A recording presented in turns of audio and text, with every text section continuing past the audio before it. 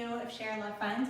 Today you are in week 3 of your RYT 300, the registered yoga teacher training for the advanced 300-hour course. Here I made a binder of all the wonderful meditations folks have sent me, and I'm so proud of your work. And today I'm going to guide you in a meditation inspired by all of your work. So let us begin. You can be in a comfortable seated position. Palms face up, gently resting on your knees. Spine tall, crown of your head toward the sky. Sacrum rooted as your roots in the ground. And just breathe. So I loved each and every meditation that I received, so thank you so much for volunteering to teach for a cause by submitting a meditation. It's one way that folks can contribute to that universal knowledge without having to be on camera, because I know being on camera is not for everyone. And each meditation that I received was amazing and unique, and there's a time and a place for everything. But one of the meditations that you all provided, which stuck out for a lesson today, is Does It Really Matter? That was the title of it. So as we meditate together, I invite you to explore this question. Whatever issue, whatever problem is going on, whatever conflict or stress, you can ask yourself, does it really matter? For those of you that the phrase, does it really matter, doesn't resonate, I invite you to rephrase it as, what does matter? What are my core values? Where do I focus my energy so that I can stay grounded and purposeful in my actions? Let us breathe together.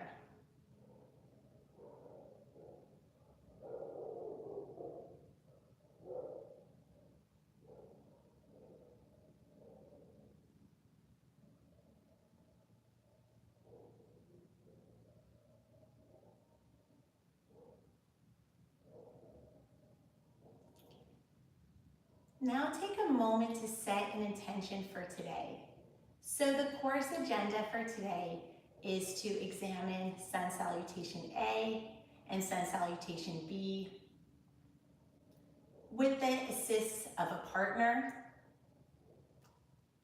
and how working in unison can help or hurt, be an added benefit or an added distraction, and so forth, and just sort of exploring the concept of working together, working alone, neither good or bad, but again, there's a time and a place for everything. So that is our lesson for today.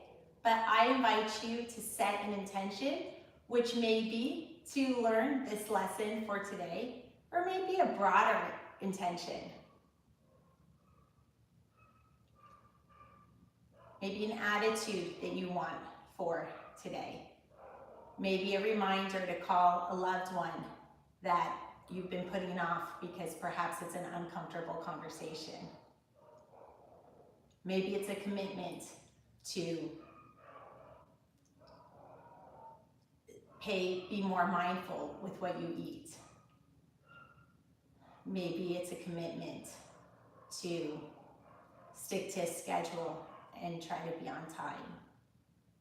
Whatever it is, each and every person may have something different. So I invite you to set an intention for today. It could be a specific intention about our lesson plan, Sun A versus Sun B, or it can be a broader intention about improvements in your life. Now that you've set an intention for today, I invite you to give a warm welcome to our lead trainer and signatory for our RYT 300 course, Peter Iacobello. Peter Iacobello comes to us from Westport, Connecticut as the founder and owner of Presence Wellness Spa in Westport, Connecticut, and longtime seasoned wellness entrepreneur as the founder and owner of Bronxville Wellness Sanctuary in New York. He brings to our training not only all the anatomy as a licensed massage therapist, lymphatic drainage, all the yoga credentials you can imagine, but in the end of the day, we live in the real world. And many folks getting the advanced degree are trying to do it to either get a pay raise at the existing spa they're teaching or starting their own business. And Peter has helped our clients so much. He offers one-to-one services as a consultant and so forth. And he has really helped launch businesses for our students and our graduates. And what really floats Peter and our boats is the challenge of beat us at our own game. We love to see our students more successful than us. We love to take classes from our students and kind of see the evolution of our teaching, of our method. So he is such an incredible resource. Every day he comes is a gift that he is willing to teach for a cause. But Peter and I both do this for free because we develop this skill set and we want to share it with others. And that's really exciting for us to see it grow out there in the world. But still, it's really nice that he takes time away from his family and jobs and stuff to be here. So Peter, we just set an intention for today, and that is to take a deep dive into Sun Salutation A. We'll do that for about a half hour, then Sun Salutation B. Awesome. And to kind of see how do we switch it up with a partner, and how a partner, how working with others kind of can give benefits, maybe be a distraction, you know, like just kind of the concept universally as well. After that, then I thought we can do a nice Savasana because we started at 10:20. Beautiful, beautiful, beautiful. We like it. So 11:50, yeah. Perfect, perfect. So yeah, or we can start with stretches. So one thing about having a guru is you have to take the back seat. So no, take the front seat. That's please. a growth area. We want the students to eventually take the front seat, not the back seat. By the way, he certified me, so that is just an example of how we roll at ShareLove.Fund. The students become the teachers. Teachers, that's right. We want the students to become the teachers because I can't teach everyone. I need a break too. So again, so Sun Salutation A. I think that's, you know, what's interesting about, you said stretch. The thing about Sun Salutation A, it is, if you don't really have time to stretch or exercise per se, meditate, or take a few moments for yourself, what's the beauty of Sun Salutation A is that you get all of the movements of the spine that are necessary to prepare you for your day. Same thing with Sun Salutation B. You only have to do one on each side. And I'm not saying you created this miracle, but you did something for yourself that took a few moments. You went like this on life, pause. You went inward and then did something for yourself. So sometimes that's all you need. So let's warm up, then stretch by doing Sun Salutation A. Okay, awesome. How do you like that? Work I before. love it. Work And before I think it's rest. great too because often we limit ourselves like, oh, I don't have an hour so I can't exercise at all. You know what? Just spend 5 minutes, maybe even 1 minute, do Sun Salutation on each side. And there you go, it's something. Well, not only that, to take that just a little further, is like, sometimes you're like, oh my God, I'm tired of doing the same old, excuse my French, S-H-I-T. Okay. Sometimes you're, so so sometimes you're just, sometimes you just like, you don't want to make something else up. Sometimes you just want to like, I want to be led, but sometimes you don't have the resources, a person or someone. Sometimes just be led by what you already know. Mm-hmm. Put the Sun Salutation A, on YouTube, or put one of our classes on, or something, and it's right there for you. It's right there for you. So what I'm trying to say is there's no excuses. He's kind of tough like that. So then, would you like me to lead you and guide you in Sun Salutation? Yeah, and also some of the benefits when you work with clients one-on-one is that you can help them get deeper into the stretches. And so that actually brings me to a point I was going to say later. So we can define partner yoga in two ways. Yes. One way is Peter and I can be super pretty in our tutus. And here, Peter, do you mind just saying for a moment? And we can sort of do synchronized yoga. Like, for example, if you don't mind taking your right leg and then going into warrior one. Okay, so we could go like, so, and then I'm gonna like have my heel against you. So like, we can be pretty and do partner yoga like this, where we're using our heels to, as feedback to place more pressure into the mat and stuff like that, like biofeedback. Mm-hmm. So that is one way to define partner yoga, being pretty.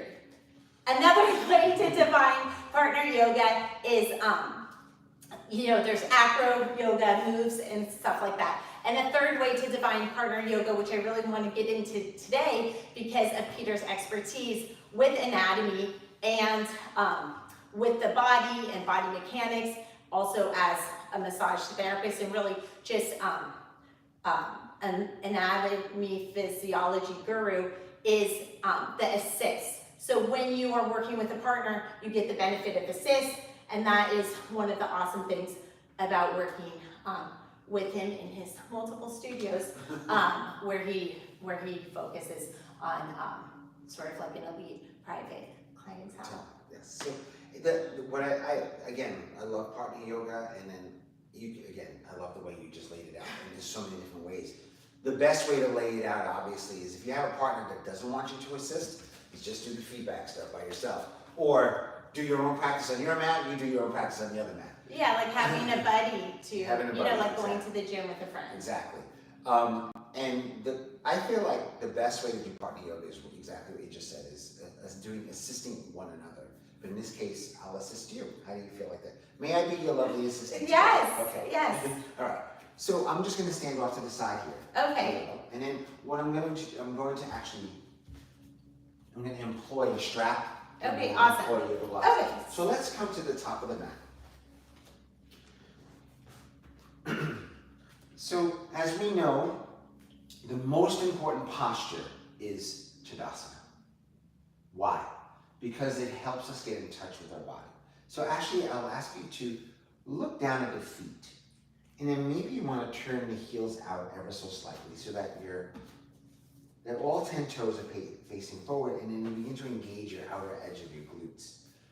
Now, scissor or squeeze without moving your inner thighs in towards one another. So that allows you to engage your quad muscles and core. Take one hand on your belly, the other hand on your sacrum, and then drop your sacrum down. Pull that down as you pull your belly in and up. And then draw your shoulders, drop them down away from the ears, and allow your hands, your arms to come alongside you, palms facing forward. Tuck the chin ever so slightly and lengthen through the crown or the top of the head. So here's a perfect assist in Tadasana. You can take your hand, place it on your partner or student or client's head, and just press your head up into my hand. See how they grow? And then they stretch and lengthen your spine. And then Ashley's comfortable with me, but you have to make sure your clients are comfortable. You can take your hands, you can take one in the sacrum, one in the belly, just to pull it in and up, to drop the sacrum down. And then you can take your hands here, draw the shoulders. If you don't want to place your hands on somebody, you can just energetically just say, imagine I had a little handle here and I'm just pulling in and up. Palms facing forward, draw the shoulder blades in towards one another, softening the space between the eyebrows, relaxing the lips and relaxing the jaw. Tadasana, mountain pose. And then from here, Ashley, I'll ask you to inhale, arm sweep out and overhead. Reach back, arch back. Bend the knees, exhale, forward fold. Hang like overhead down on your forward. Soften the jaw, soften the eyelids. Slight bend in your knees if needed to protect your lower spine. Uh-oh, she's getting serious now because she's putting her hair on. Peter had to leave his hair in the car. Yes, I left my hairpiece in the car. And then inhale, hands to shin for a half lift. And on this half lift, Ashley, sit your hips back just a bit. Lift your heart with your chest. Beautiful.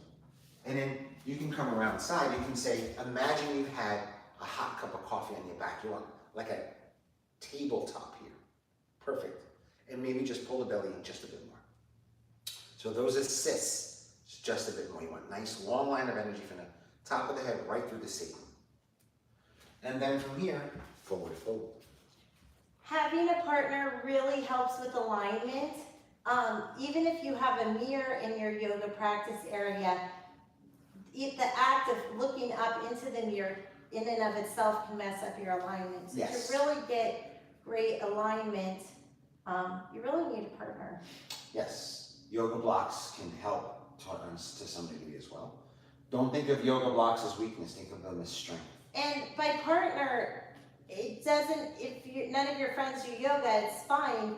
A partner can be a private lesson, or it can be part of a group lesson. The teacher can have folks partner up. Yes. Now inhale, plant the hands onto the earth, step back to plank. Now in this plank, one of the easiest ways to partner in plank is come behind your partner and then say heels over your toes. As you shift the heels forward, you ask your partner to engage their core. So a lot of times when you draw the shoulders away from the ears, lengthen through the crown. And then now from here, press your back up into my hand just ever so slightly. That helps engage the core even more. And then you can come down, spread your fingertips wide to support your spine. Draw your shoulders away from the ears. I know this does not look like a perfect, but what we want here is I'm going to use Ashley's shirt to pick up her core just a bit more. Because you want the core engaged from the belly button to spine. Drop the knees, you can tap the knees, chest and chin straight between the hands. Head comes down to the ground just for a moment. And then from here, you can either step to the side of your partner, I'll step to the side.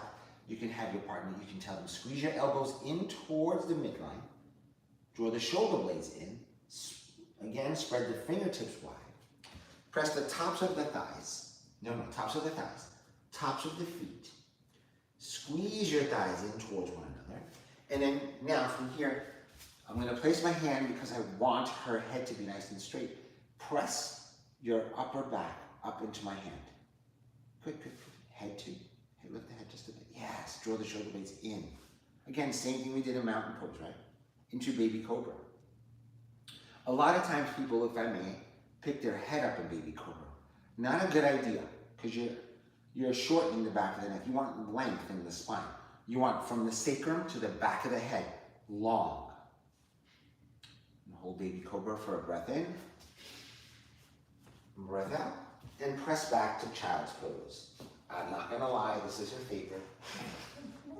And the assist is my favorite. So in child's pose. So can I just ask a technical question? Like we spend so much time doing the next thing, and then sometimes we forget the fundamentals. So in child's pose, is it forehead down or ear down one side or the other, or does it matter? So I say this, whatever you're comfortable with. Some people feel very uncomfortable with their nose and face down on the mat, so they want to have their head. The most traditional way is forehead to the ground. Okay, good to know. However, a lot of people feel uncomfortable, like, oh, I can't breathe. People get suffocated or claustrophobic like this. So just know that you have people out there like that. And if they do, so I think when teaching, like a teacher tip would be to figure out how long you're going to be in child's pose and then cue folks to switch ears. Or if there's multiple child's poses in your class, then say, okay, if you were resting on your right ear, then now rest on your left ear. Or you just say, So if symmetrical. you just say, you know, we're adults, we should be taking care of ourselves, right? To a degree. So I would say this, I would say that, yes, you can say that, but if you feel like it's too much to manage in your head, you can say, okay, so wherever side you were on last time, switch over to the opposite. Or don't forget to only rest on one side no more than 2 to 3 breaths, 3 or 4 breaths. Because right now you've been resting here for like maybe 5 or 6 or 7 breaths. So then come over onto your right ear. So she's on her right ear. What happens? She's shorting the right side of her neck. She might develop a neck problem. You can say inhale. On the exhale, if you're on one side of your ears, just switch over to the opposite side. Give yourself that time to go back and forth. Not that you're going like this with your head, but if you're in a long child pose, sometimes the yoga teacher doesn't know how long you're going to be there. If you're reading the energy of the class and you've done a lot of work, maybe you want them together a little bit longer. If you wanted to keep that heart rate moving, maybe they're only there for a breath in, breath out on one side, breath in, breath out on the other side, and then boom, we're right back into our practice. So just notice that. So a couple things. As an assist in child's pose, you can press your partner's hands down. You want the hands all to be flat. Lift up to the elbows if you want them to work, meaning to stretch. If you don't want them to work, elbows are down. One thing here is you can take your hand, especially if they have like a shirt on or a hoodie on, you can give a little gentle squeeze at the back of the neck. Always feels good. And you don't have to be a licensed massage therapist, but you have to be comfortable with touching people, and the receiver has to be comfortable with you touching. So you would ask for permission. You wait for an invitation from them, and then you can. One way to say is, Ashley, would you mind if I come over and assist you by massaging the back of your neck, placing my hands? Just come over if I may give you a hands-on assist. And then they may say yes, and they may say no. If they say no, that's fine. If they say yes, that's fine. Yes. Don't take it personally. Yes, please. So, and for a lot of folks licensed post-COVID, you don't have to do hands-on assist now with Yoga Alliance, but if you want to, then I really highly recommend you book an in-person session with Peter. In person is not, or with anyone who's qualified. In person is not part of our course, but I do think that, and you can get this, you can find a yoga class in your town, or, you know, there's many options, but I think you need to practice a few times in person. There's some rules, like no wandering hands. If you, you know, I don't know, Peter, if you want to kind of talk about that, like if you place your hand, kind of commit to it. Yeah, exactly. So if you place your hand, especially when it comes to the lower back and sacrum, just keep it right there and don't press down. So like, for example, if you try to do what Peter's doing and you think, I put my hand a little too low on the tailbone, just finish what you're doing and bring it up. Yep. Don't like itsy bitsy spider your hands all around. So no wandering hands, like place pressure and like and release, you know. Don't move a hand up and down on the skin. Yes. It's like one and done. Yep. You know, you can think of it like a doorbell and not as like a blind person feeling for something. And then if they're comfortable, you can say, may I massage, just a gentle massaging of your thighs. And you keep it, like right where the fold is, you keep it from there and you come down towards the knees. Nice and gentle. And by massage is really just applying pressure. Just applying pressure, just leaning in. So it is still kind of like that doorbell. Yeah. Maybe I said doorknob, but I meant doorbell. Yes, you just press and move. Maybe 1 or 2 passes. It just feels good. And it helps them get further into the child pose. And then now from here, I'll ask you to come into tabletop with an inhale. On the exhale, come into a downward facing dog.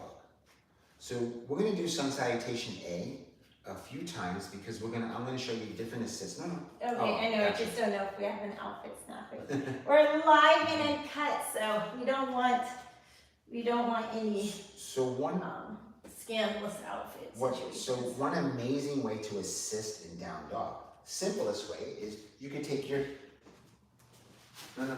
I know, but I just like. Gotcha, okay, your hands.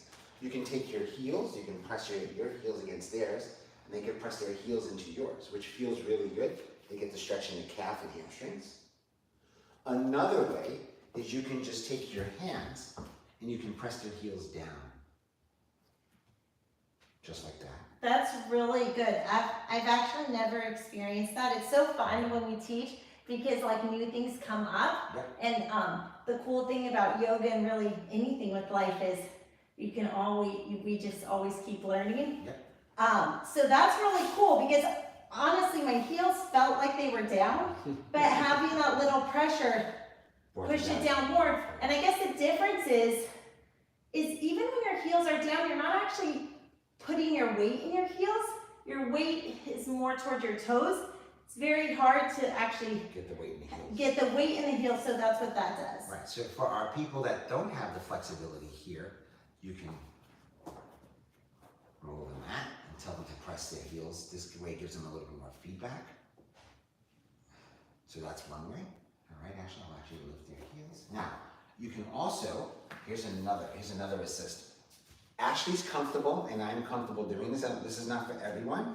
I'm just gonna take my hand, just like this, on Ashley's thighs and just a gentle press up. And you can also do this with two hands this way. Or, the most famous way most people have been taught is, and I'm not gonna do this from behind, but they used to do this from behind, I'm not gonna do it, is just a gentle lift of the hips to assist. Let's say her shoulders are starting to bother her. You can assist by holding her. Just like that. Some people do this from behind, I don't do this. Some people also take this and they pull the thighs up and hips up just like this. I don't really care for that, I never did. It's awkward. It's just awkward for the client and awkward. Again, Ashley and I are very comfortable, so I just don't want to demo that. I just don't feel like it's appropriate. Okay, Being a I massage think therapist. we have instincts for a reason. Exactly. So go with your instincts. Exactly. Now inhale, step your right foot forward, left foot forward, forward fold. She just held the longest ever down dog, so that we can all demonstrate. And then inhale, hands to shins for a half lift. Anything for a good cause. Exhale, rise up, mountain pose. So that was our first partner or assisted, however you want to label it. They're all different labels. We're calling your partner. You're assisting your partner. I'm her lovely assistant today. I'm gonna put you in a box and do that. No problem. I would love that. Like Please. levitate. Can you start with the head first? Levitation is next week. It's Exactly. it's no problem. Exactly. We have that dance exercise. Yes. Okay, that was false advertising. Yes. Well, she has a hook here. We can levitate that way. We're just like.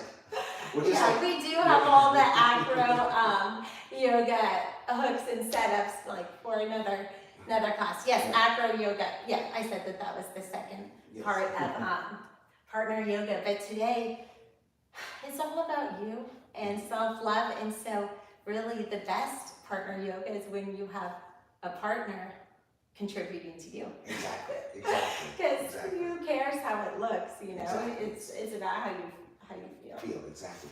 Yoga's not about aesthetics. Yeah. It's not about aesthetics, it's about how you feel. So from here, Ashley, I'm gonna ask you to come right back into mountain pose. And we're gonna do a few different hands-on assists here. So remember, scissoring your inner thighs in towards one another. One assist when you talk about scissoring inner thighs, you can have your partner take a block, place it between the thighs. So it gives you feedback as you're squeezing the thighs together, helps engage your core. And then you can come down with your partner. We're going to spend a little bit more time in mountain pose. You come down with your partner, you can have them turn their heels out just ever so slightly. And that engages the outer part of their glutes. So our glutes are not only what you see visually from behind, but those also come alongside as well.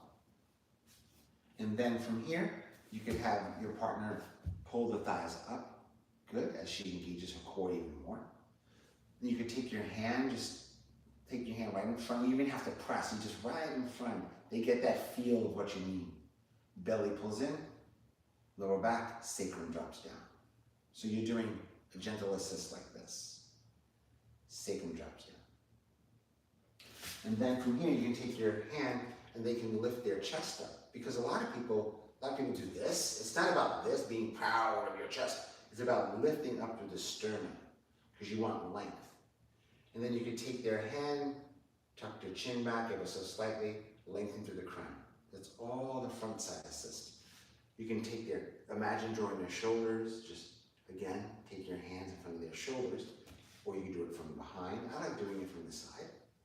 You can do this, or this way. And then as they do that, you can take your one hand behind them, and you're doing this like a little pinch of their shoulders between the shoulder blades in towards one another. Their palms, you want to face them forward. So I'm just doing this to get their palms to face forward. And then readjust their belly, readjust their sacrum by just pulling it in and up. Beautiful. So this is effortless effort. So it requires work to stay here. And the more you go inward and take a scan of your body, you can tell your partner, take a deep breath, turn your focus and attention inward, take an internal scan of your body, and begin to notice any areas of tension. Soften the space between the eyebrows by relaxing the eyelids, and then maybe you want to take your hands and just do this to your partner's eyelids, to relax the eyelids. Part your lips to relax the jaw.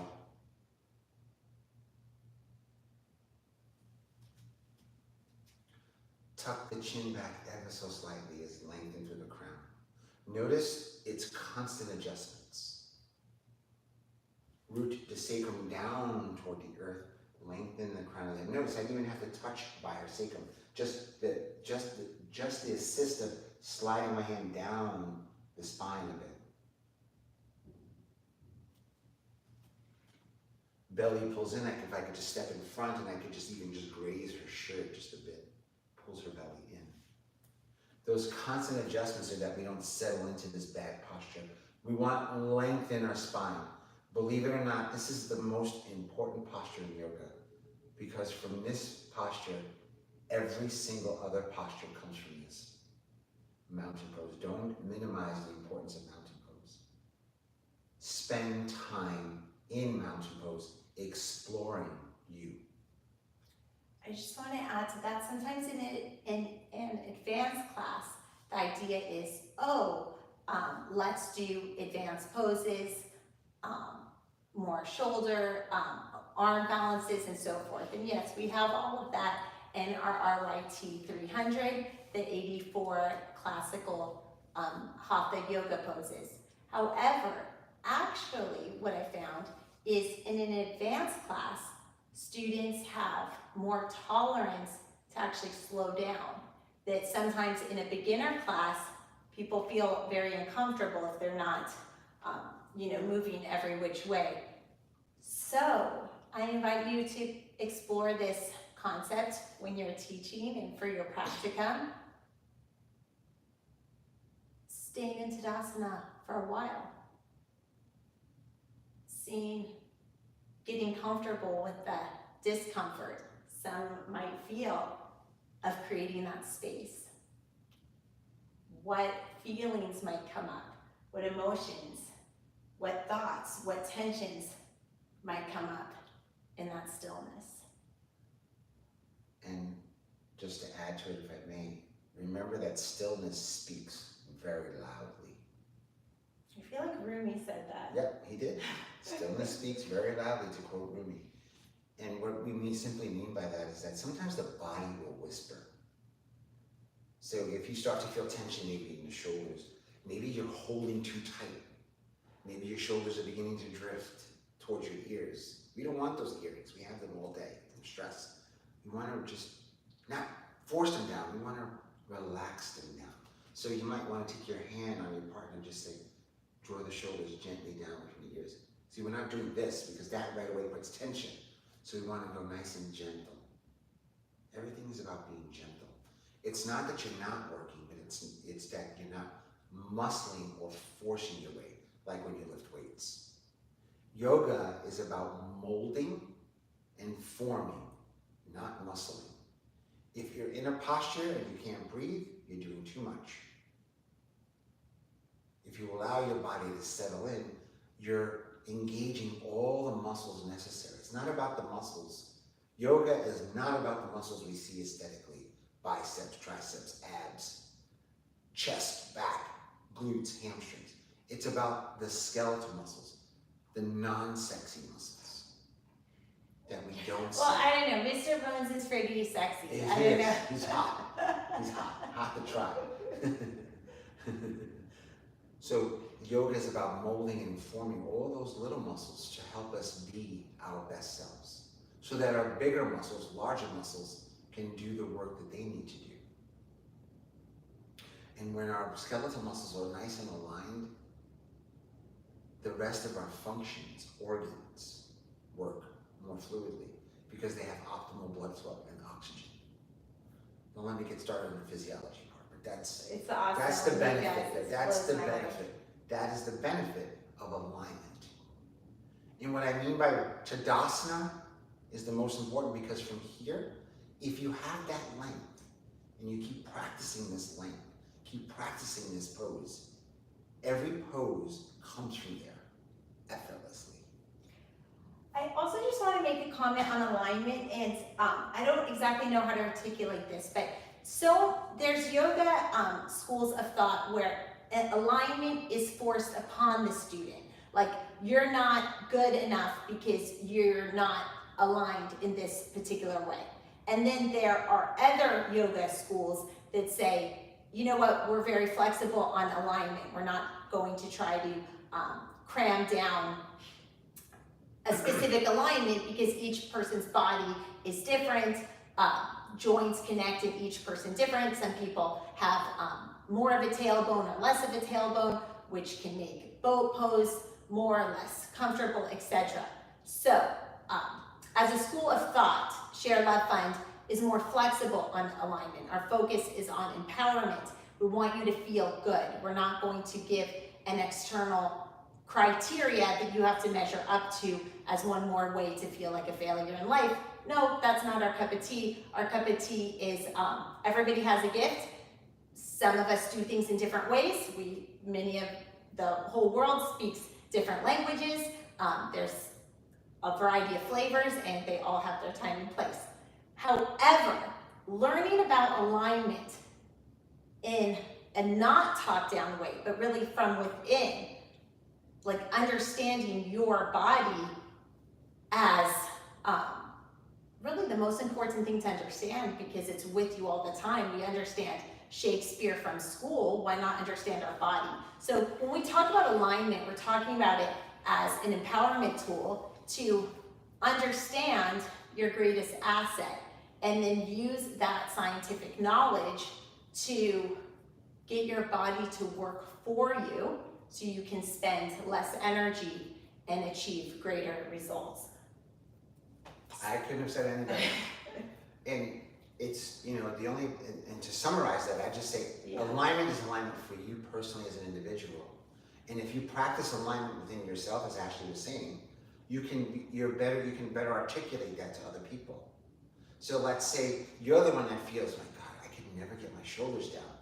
You might have words of wisdom for someone for you to share in your class, that for several people that may be experiencing the same thing. Oh my goodness, wow, I finally figured out how to tuck my chin back without raising my shoulders. I finally figured out how to relax my jaw. So articulate from there.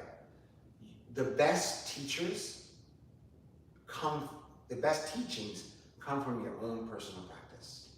I just thought of something that was funny. So sometimes when Peter and I work together on alignment, he'd say something like, oh, I didn't know your jaw muscle was connected to your foot. Because he'd tell me to move my foot back, and I'd tense my jaw. And so those are things that when you're working with a partner, they can draw your attention to, like tightening my sacrum, and doesn't necessarily mean tensing my shoulders, but sometimes our brains connect these parts, and so that is kind of a fun way to help yourself isolate different muscle groups, and we can talk about isometrics as well as we go through this, but really think, when you're trying to relax your shoulders, are you just relaxing your shoulders?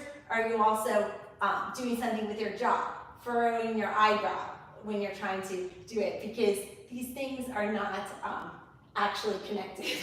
They're not, but they are. They're interconnected, but they're not. I mean, sometimes we activate our ear to relax our jaw. Sometimes we have pain in our right toe, and we're like, and it shows up in your face, yeah. and clenching your hands, right? So just know that there's a lot of areas of the body that it's a constant reminder.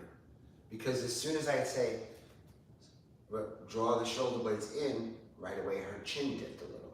Because it's a natural default that she's used to. So then I might just do this, and then just take her hand and do that, and then adjust this again. So you see the constant adjustment. This goes up when I do this. This goes down when I do that.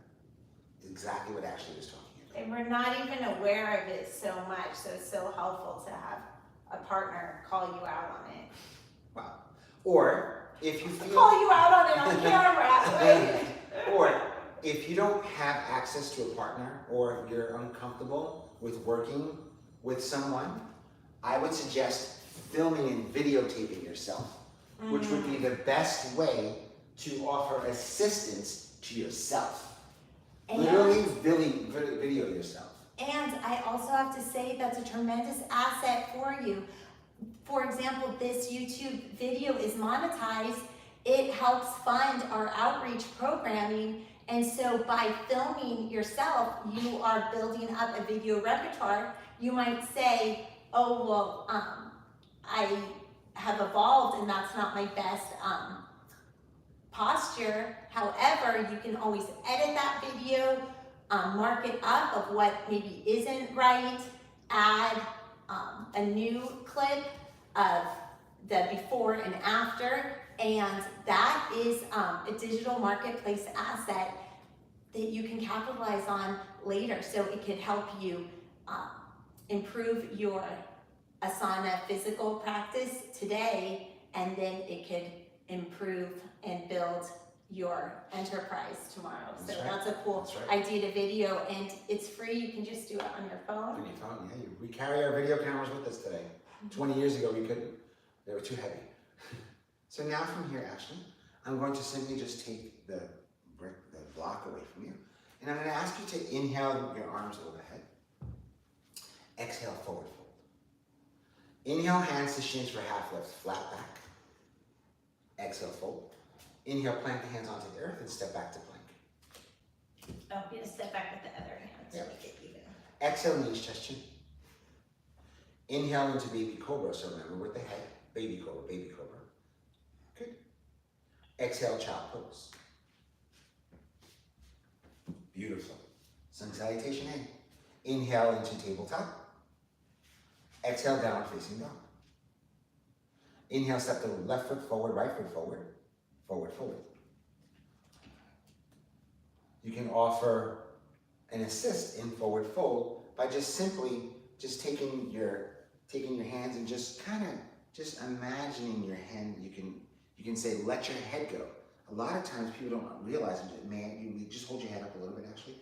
A lot of people are here. They don't even realize they're holding their head. So you can take your hand and just say, just let the head go, completely go. And I always like to say a joke, if it falls off, it's a good thing.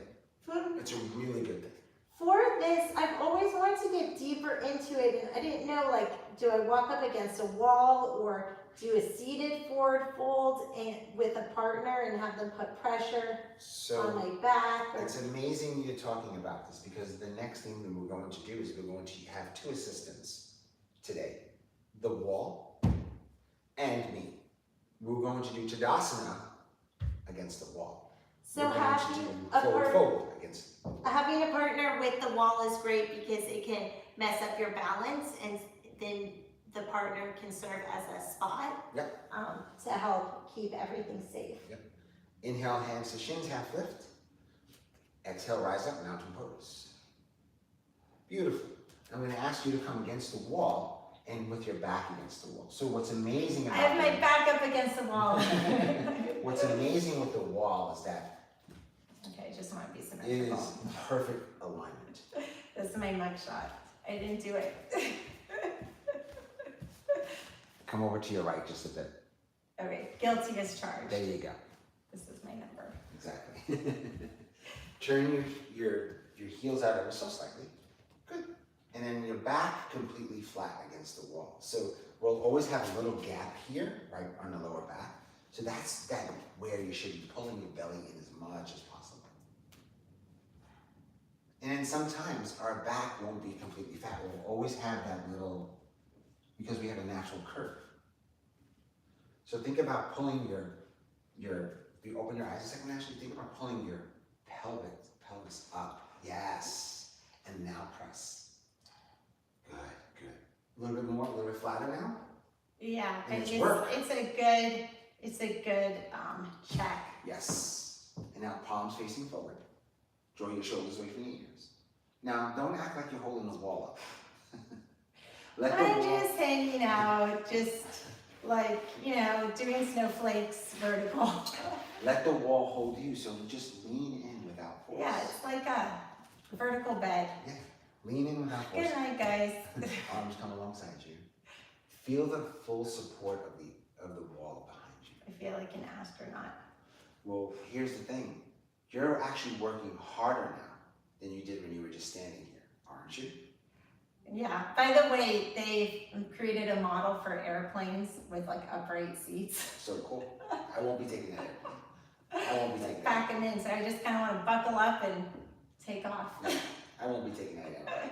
All right, so now from here, draw your shoulder blades in towards one another, lengthen through the crown of the head. This is self-assisted now. Why? Because Ashley felt her head tilted back, so she tucked her own chin back a bit. And now she's drawing her shoulders back, lifting up to the heart, pulling the belly in. So she's actually working harder here than she did in regular mountain pose. This is the most powerful assistant you can have. It is definitely true, like you can cheat when you don't have that biofeedback, and so having a wall, you definitely kind of see. And if your walls are all taken up by wonderful photographs of your dog and children and husband and loved ones, you have doors. And you can also do this back to back with a partner. Exactly. And we can show you that in a minute. So I'm going to ask you to step away from the wall. We'll actually do the mountain because that's where we're going. Okay, awesome. So just come. I like jumping the gun. I'm not anxious or anything. No, not at all. My favorite is when my family tells me, like, do you think that is what a yogi would do? And I tell my family, guys, I do yoga because I need it, because I'm not naturally relaxed. I never pretended to be Zen. Yoga is the best medicine. So bring your left foot forward, just the back side. Okay, that requires knowing which is right and left, but that's cool. So now, lengthen through the crown of the head, tuck the chin back. So press your back into my back, and I'll press my back into yours. Now lengthen through the crown of the head. Draw the shoulder blades in. And this is partner yoga or assisted yoga in mountain pose, using your partner as an assistant.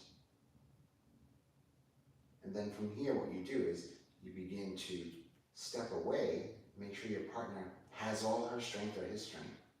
You step away, just a 1 foot or two. And then that's assisted yoga. It's not as powerful as the wall, but it's just as powerful. Yeah, and I mean, it's partner yoga, which is fun, and it also can be nice in our prenatal course to have that partner feedback, and there's more of that in our prenatal course manual. So that's Sun Salutation A. So awesome, I love it. Okay, I'm going to try to do some math, so we're super good on timing.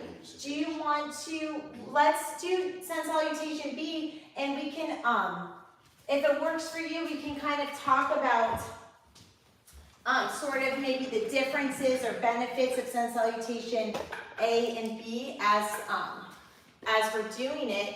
And for folks like me, where chaturanga is difficult, a growth area, if you don't mind maybe telling us kind of what is going on there so we know what muscles to build up or modifications. Absolutely. Let's see how it goes. So basically, sun salutation B is a longer version of sun salutation A. So it has the same things in it, but it has more poses. So in sun salutation A, we step back into plank, whereas in sun salutation B, we have the warriors and so forth. So I'm just going to do a quick sun salutation A so we get the basics. Our RYT 200 course, our CYT, the Children's Yoga, and our PYT are all built off of sun salutation A plus 45 key signature poses of the share method. The RYT 300 adds a ton more poses because it's an advanced course and you folks are going to have to earn it. So the RYT 300 uses sun salutation B as our base framework and then teaches the 84 classic hatha yoga poses. So, however, this is only week 3 and not everybody did the RYT 200 training with ShareLove.Fund.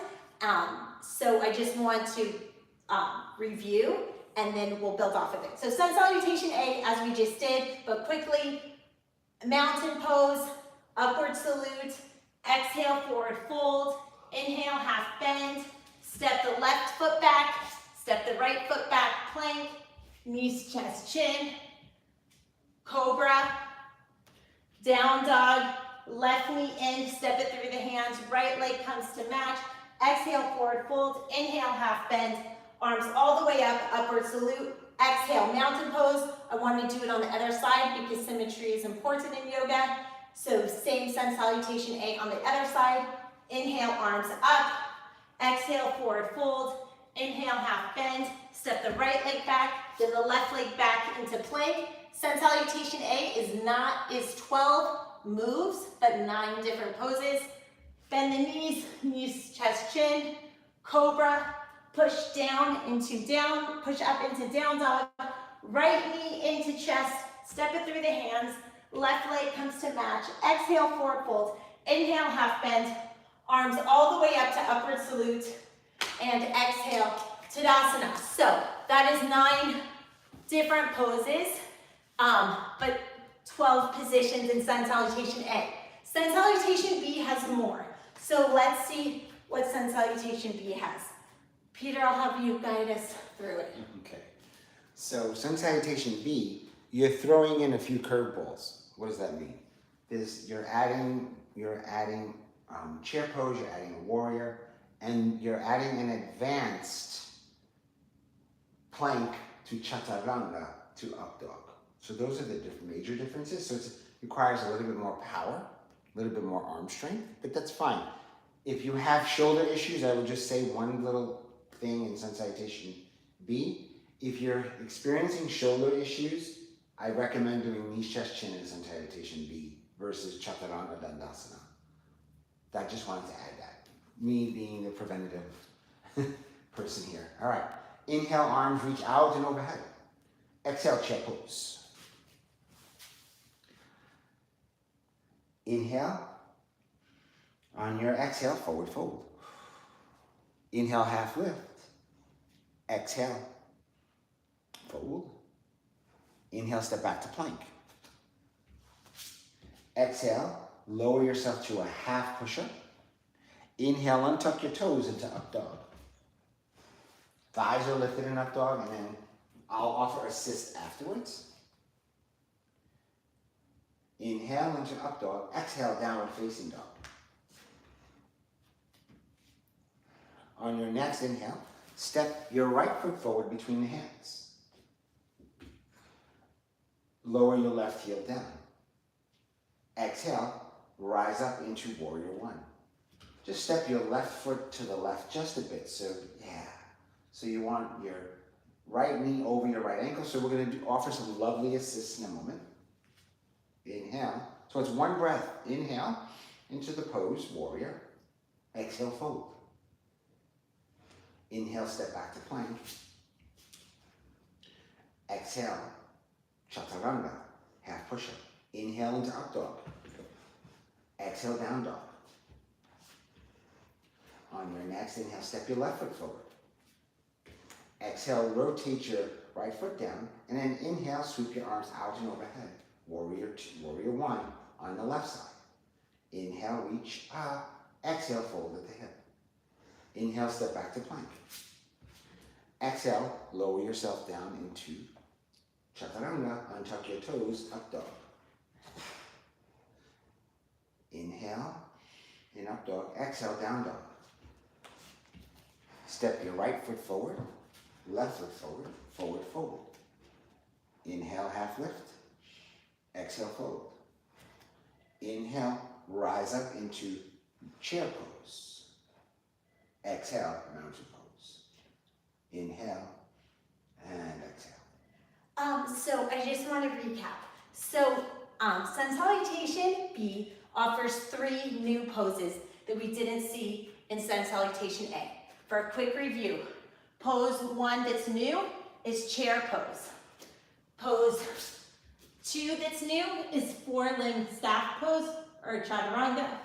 Pose 3 that's new is up dog, different than cobra because your hips aren't on the mat and different from baby cobra. So those are the 3 poses that are new. The other cool thing, okay, what's the 4th? Warrior one. Thank you. See, that's why you need a partner. Warrior one, 4 new poses. Chair. Chaturanga. 4-limb staff. Up dog with the thighs. Up dog. And warrior one. The 4 new poses. The other cool thing about Sun Salutation B, and correct me if I'm wrong, but I think it's built in to step forward with the left side, step forward with the right side. So you don't need to do it twice to be even on each side. Doing Sun Salutation B once, in and of itself, you're working both sides evenly. So once we repeat, which the SHARE method does, we're based on kinetic learning, no tests or quizzes, people really wanted them, so we offer them in our course, available at ShareLove.Fund/train. But the tests and quizzes are optional. Well, the way we really teach is by repetition, so that you never have to look at a textbook. You can, although we've been writing them and publishing them on Amazon because people want them, but we want your study time to be your exercise time, so you multitask, an investment in your mind, body, and soul, the unity, the yoking or union of yoga. So anyway, because of that, we'll learn by repetition. And earlier we started this class saying, what if you don't have so much time to work out? Well, by doing just Sun Salutation B, you, just that one exercise is something that's a great way to start your day. And if Sun Salutation B feels daunting at this time, don't worry, it's only week 3. We have 52 weeks total together, and through the repetition, it will become easy. Plus, you don't have to worry about it becoming boring because you can spice it up with our 84 modern interpretations of classic Hatha yoga. And when I say modern interpretations, we really stuck to the classical Hatha yoga because the original Sanskrit was written in words without pictures. There is a historical debate about some of the poses, and also some of the poses are anatomically a little bit dangerous with the feet folding completely up like this and stuff like that. So where safety was a concern, we presented a realistic anatomical representation of that instead of the idealistic anatomical representation, which has been published in still ancient but later texts. Anyway, without further ado, so now that we sort of understand the difference between sun salutation and sun salutation B, and now that we really understand that sun salutation B is a complete, equally sided warm-up, bilateral warm-up, now let's take a deep dive. If you have the good fortune of having a partner to work with, how can you get that to help with your sun salutation B? So part of it would be the same. I mean, in Tadasana, we explored going back to back. Yes, you can do that one more time. So this would be the new assistant Tadasana, back to back. And then if you're doing partner, obviously we wouldn't be doing, like she wouldn't be bending over and I wouldn't be bending over this way to do our sun salutations. You would step to the side, you know, so like let's say you wanted to offer just the assistant Tadasana. If we wanted to begin sun salutation B, I would step to one side and begin my practice and Ashley would begin her practice. So just know that that's in the way. And like mirror each other. Exactly, mirror each other. So if you wanted to do the sun salutation together. But if you just wanted one person just to be the assistant, here we are. One person be the assistant, the other person practice. You can press the back of the heads towards each other, draw the shoulder blades in. We're putting our heads together, so this next part will be super smart. Let's see what I can download from Ashley. Okay, so this is an assisted Tadasana. All right, and I'm going to step aside and become Ashley's lovely assistant. There we go, like Vanna White. I am Vanna White. I know, we have to think of new references because now the young folks may not even know. Yeah, Vanna White's retiring. She might be taking over Pat Sajak's job. Wheel of Fortune we're talking about. Everybody should know Wheel of Fortune. Even if you're 1 year old, you should know Wheel of Fortune. It's been around forever. Now, inhale, the arms reach out and overhead. Exhale, forward fold. Inhale, hands to shins, half lift. Exhale, fold. Inhale, step back to plank. Exhale, lower yourself into half push-up or Chaturanga Dandasana. Inhale, untuck your toes. And up dog. Beautiful, Ashley. Inhale. On your exhale, downward facing dog. Again, the assist and down dog. I'm just going to stuff that in there. You can just lift up through the hips for your client, your partner. You can come alongside. I would do it again because some people are just going to like fast forward into that sun salutation B assist. Plus, the share method was developed for incarcerated women, and the idea is that anybody can become a confident yoga teacher regardless of ability. So the repetition is a way to turn anyone into a learner. And also we want to make this time productive so folks do not have to study outside of class. And so by repeating, I want it to get boring for you guys, so you're like, I know that already. And then that means that you don't have to study it on your own time, and you can learn it while also burning some calories, stretching out your body, getting a release, and feeling good, because they have shown in happiness studies that getting a release increases happiness. So by just being in down dog, releasing, you are increasing your happiness, and who doesn't want that? One other assist that we did not go over is you can take your hands like this, crisscross them, place them on your partner's shins, and then pull the shins back, which also helps get the heels to the ground as well. That does feel really good, like a shin stretch. And not a shin stretch, calf stretch. I'm not been. So, I mean, you can also do, this is the part that if if you're comfortable with this, I've done this before. You can take the strap, can pull back very, very gently to assist. You can take the strap here, pull the thighs back very gently. So there are many ways to assist.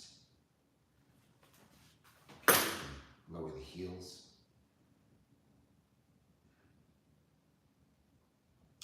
Now from here, Ashley, on your next inhale, step your left foot forward between the hands. Lower the right heel down. Exhale, rise up into Warrior One. So we're going to offer an assist in Warrior One. Don't need a strap for an assist in Warrior One. So in Warrior One, remember we were talking about alignment. A lot, like traditional Ashtanga yoga, wants you to try to force your hips forward like headlights. I don't suggest that. Why? Did you see Ashley's knee turn? Can you do that one more time? See the knee turn? You're not supposed to turn this knee. The knee is not made to turn like this. What you're supposed to do is lift your toe. No, lift the heel, and then turn. You can do this, but don't force your anatomy to do something it's not supposed to do. So what I would say is this. Energetically bring your hip forward. And then from here, watch how independent. Just from here, actually just move the top part. No. Just wiggle, just like go sides, just from the top. Keep your hips locked and just turn this. Yes. So you see how thoracic or middle back is independent from our hip. So what you can do is you can lock this foot down and then turn your upper body forward. Very different than torquing this hip.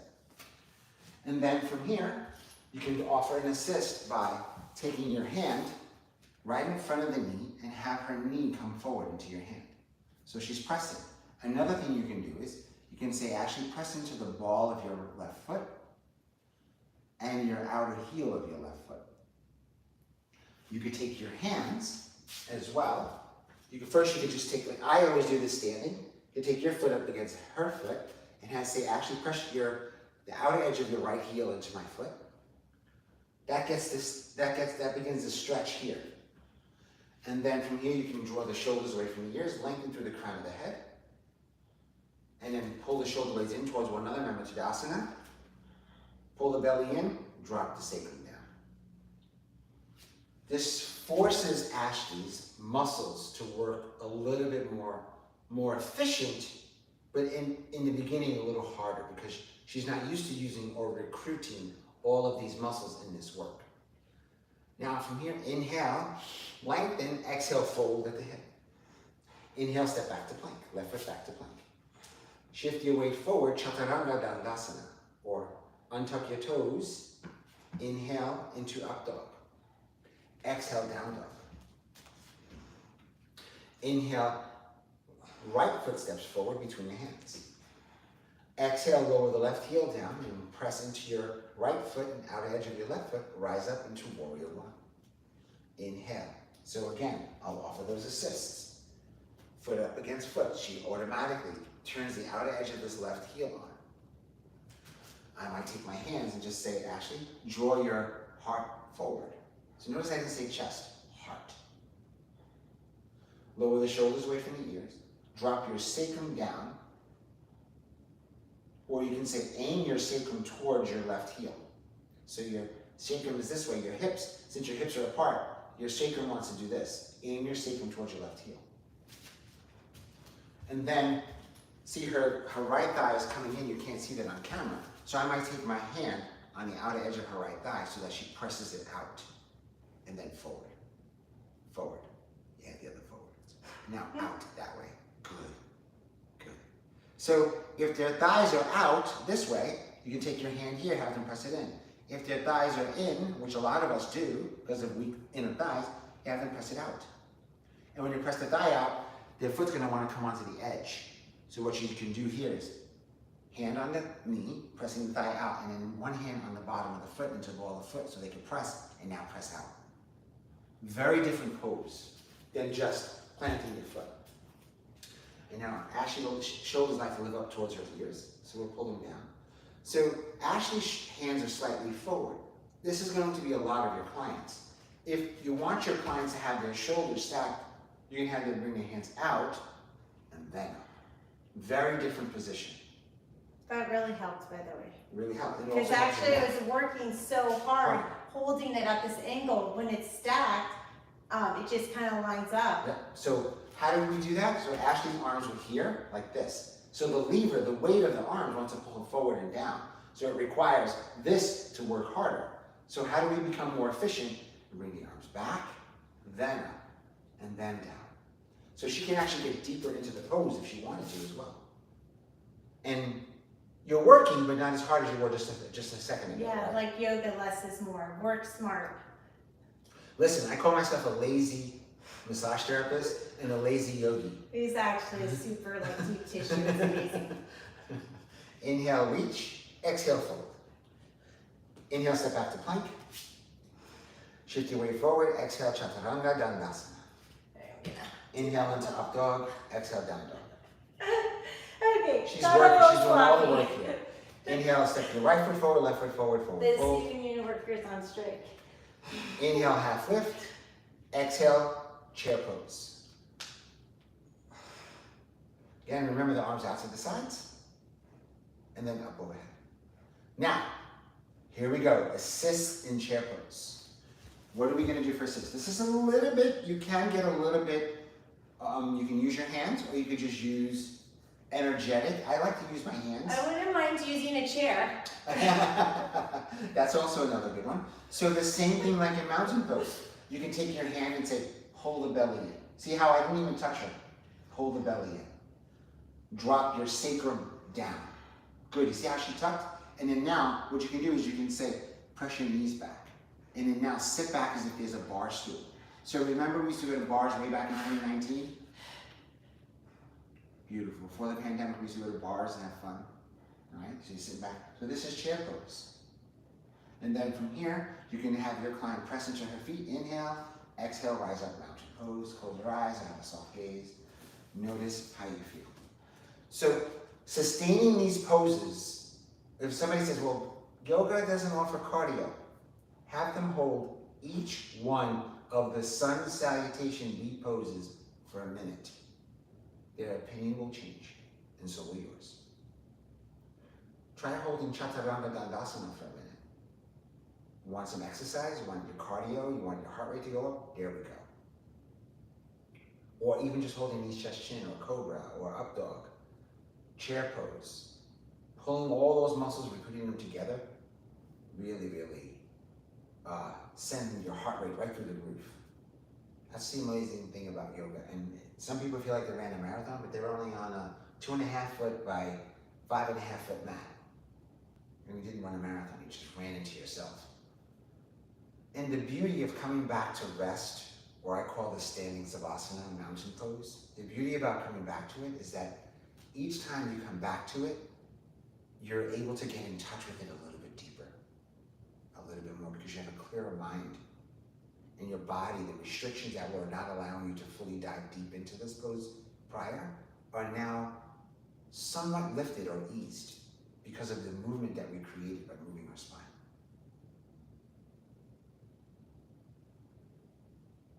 So actually, that's sun salutation B with very, very little assist, which you don't really need because we did assist in the other one. So we assisted, showed you one more assist in down dog, two more actually. The assist in the verbal cues and hands-on cues in warrior, and then also the assist in chair pose. Would there be an assist for up dog if someone had trouble 100%. getting their hips up? So what might that Let's do that. look like? Are you okay holding up dog? We'll see. So come into cobra first. So just drop your knees. So I'm going to show you an assist. May I step over you? Sure. Okay. You can do this. Is one way to assist.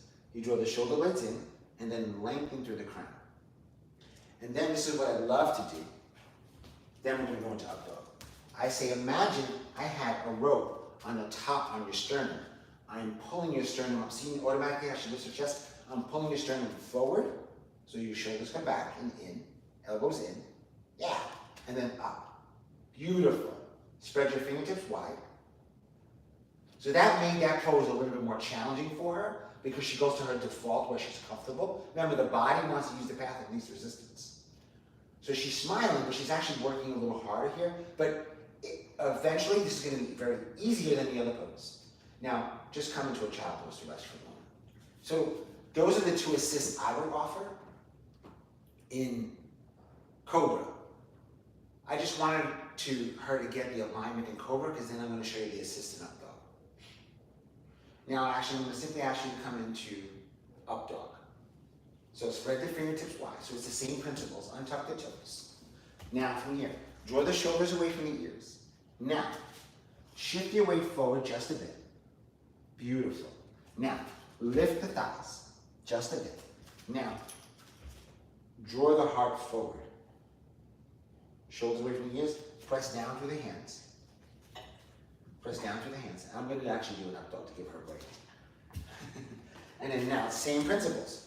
Pull the heart forward, lift up through the chest, lift up through the crown, shoulders away from the ears. Child's pose. I just want to say as an example of this, so many people, they push themselves to their breaking point. And what I always tell people is I say like, what do you think would happen if you refused to do anything? We once had a babysitter who was super stressed out, balancing the job to try to make extra money with balancing college. And I said, what do you think would happen if you refused to do anything, including feed yourself? I said, do you know what's gonna happen? Somebody's gonna hand feed you. Like the community won't let you starve. So I just wanna say like, when I couldn't hold up dog appropriately to demonstrate, Peter stepped in and said, hey, I'm gonna demonstrate and Ashley, you take a break. So when you feel like you're at your breaking point, that is not a reason to break. That's a reason to give someone else an opportunity to step in. I have been overwhelmed with the positivity of the community when I launched this nonprofit charity. I also launched 2 LLCs since 2020. Like, people want people to succeed, and you just need to be able to open the gates and ask for help. So yes, Peter, I will take a coffee break and Yes. you know, Take it in. sit on a dot. Alright, so I'm just gonna step right back. So mountain pose, right? Reach up, upward, and then forward fold, step back to plank. Shift your weight forward. So this is, let me just, no skin. Spread your fingertips wide. Shift your weight forward. Elbows come back. Untuck the toes. Up dog. So a lot of up dogs, people like this because they can't hold themselves.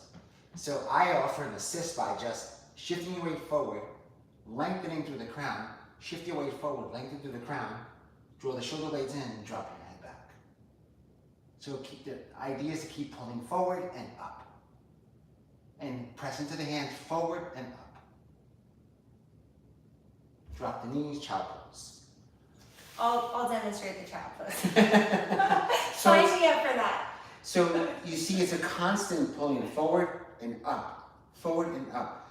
You want to lengthen your spine. Even though you're compressing your back, your spine, you want to lengthen your spine. Here's a secret to get a little bit more length that we did not go over, that I will show you. So in your up dog, spread the fingertips wide, toes untucked, squeeze your glutes, lengthen forward, squeeze the glutes to get more length. Keep squeezing to get more length. That takes pressure off your spine, and guess what? It takes pressure off your hands. You want to try it? Sure. And then I also, I'll follow your agenda, but then I also want to ask you for an assist in, okay, so what do I do? Just shift your weight forward, untuck your toes. Come into up dog. Now, squeeze your glutes. Imagine, and I say this in my classes, you're at a traffic light, there's a lot of traffic, and there's no bathroom in sight, and you gotta go. You gotta really force those glutes to hold your pelvic floor. So now squeeze the glutes again. Which, by the way, he does a great job in our postpartum lifestyle. Yes. After having 3 kids, it's an issue. So squeeze, keep squeezing, and now chest forward, heart forward, lengthen through the crown. Yes. Now squeeze those glutes like you've never squeezed them before. Child pose. Thank you. And one thing you can do to practice, because a lot of people, so I had a client, she's only this big, had a huge baby, 9-pound baby. She said, Peter, I can't get in touch with my glutes, my butt. I lost it after I had my child. And I said, I won't say her name. I said, I can help you try to rediscover that. So she had what was called glute amnesia. It's a real thing. It's a real thing. So she was having lower back problems, leg problems, and she just could not connect. So I just want to say, so the next time you lose your car keys, like, don't feel so bad about it. Because some people have lost the things connected to them. Exactly. So, but recover. So Exactly. have faith. So I had her practice mountain pose and plank and chair pose with a block between her thighs to help her engage her pelvic floor, because she couldn't figure out, or she didn't understand how to reconnect to her inner thighs, which in turn connects to your glutes, which in turn connects to your core. So by working the inner thighs, we built up her muscles in her legs so that we can, quote unquote, expose, I don't mean expose physically, but isolate the glutes so that they can begin to start working on their own.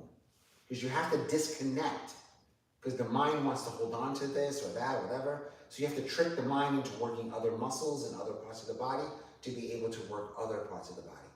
That takes a little bit of more advanced teaching. And if you want to learn how to do that, if there's an overwhelming number of people that want to learn how to do the biofeedback, biomechanics, if with permission of Ashley and ShareLove.Fund, maybe we can create a workshop around it after we get over all of teaching the 300 hours and the videos and move forward and offer all these classes. Maybe that's something for an advanced, in the About that, please vote by your comments in YouTube and also your comments in Teachable if you would prefer to comment in the private forum of the safe space of our enrolled students.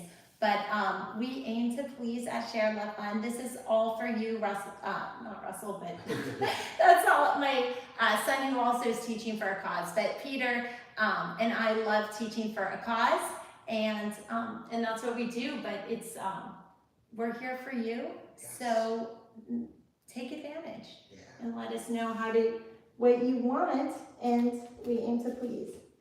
So since you worked so hard today, I'm going to just give her a nice little press here. You know, and holding those poses like she did, like a champ, raised her heart rate, got her working, her arms were working, cores working, legs are working. Holding chair pose for so long, her thighs were on fire.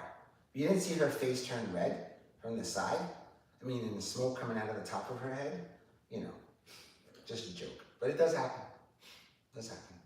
Okay, Ashley, I'm going to ask you just to come into tabletop. Okay, and then also before we end, though, I wanted to ask you. I wanted to do something with seated forward fold. You got it. So actually, I was just going to have you do some cat-cows just to soften the spine a little bit, and then we'll do seated forward fold. So just a comment on what Peter was saying to not cover up the fact that I was working so hard. So often people will say like, oh, I don't want to do yoga because I'm so inflexible. Well, guess what? Science I shouldn't have said it that way because that sounds unfriendly. So I want to say it like more kindly. So a cool thing that I found out from science is that, and I said it earlier in this class, is that happiness is linked to a few factors, and one factor is the feeling of having a release. So when you are really inflexible and really tight, you can do not too much to feel a stretch. And when you're feeling a stretch, you're getting a release. So how cool is that to be tight? Because it means you can do very little and experience a release. For me, I really have been busy, and I don't have the strength and cardio that I wanted for this class. However, because my body is less conditioned, I was able to do less work and with a higher heart rate. So being out of shape actually made the workout more efficient. So I'm not advocating being out of shape. There is advantages to being in shape. For example, the more muscle you have, the faster your metabolism will be, etc. But basically, it's like this. If you're not a runner and you have to catch the bus, you can really profusely sweat just by, going a half a block. That's right. But once you are a runner, you're going to have to work a lot harder and go a lot further to get that same heart rate level up. Exactly. So I guess my bottom line is be happy where you are because there's advantages to every part. Yeah. Okay, so seated forward fold now? Yes, so basically, this is what I wanted to ask. So when I do forward fold, standing forward fold on my own, I kind of dream of like having a partner like wrap a belt around me and just squeeze these parts together. But it's probably like dangerous. So, but I don't know your thoughts on that. And then with seated forward fold, if you don't mind just being back to back with me. Okay, so what I wanted to do is like back to back, we can lean back and forward, if that's okay. Yeah. Okay, so do you want to lean back and I'll lean forward? Okay, so this is amazing. Actually, I'm getting such a deep hamstring stretch. And he's, thinking about a pina colada. Yeah. I think I'm going to hang out here and do some work. But it's great because normally you don't get my forehead to my knees, and this is really pushing that. And if you wanted, if I wanted her to get her forehead to her knees even more, I can reach back myself to open up my chest, and then I can bring my arms out to the sides, which adds more weight. So to Ashley's theory before, Ashley's thing before, where her arms were forward and they were heavier, by me bringing my arms back, I'm creating more weight just by bringing my arms back and just moving them a little bit. So you can have the partner who's leaning back do some windmills with their shoulders, do some stretches, massage their partner by going side to side. Yeah, and that working together, it really, using the body parts, it really gets into those nooks and crannies because I feel his shoulder blades, and so that kind of like, it kind of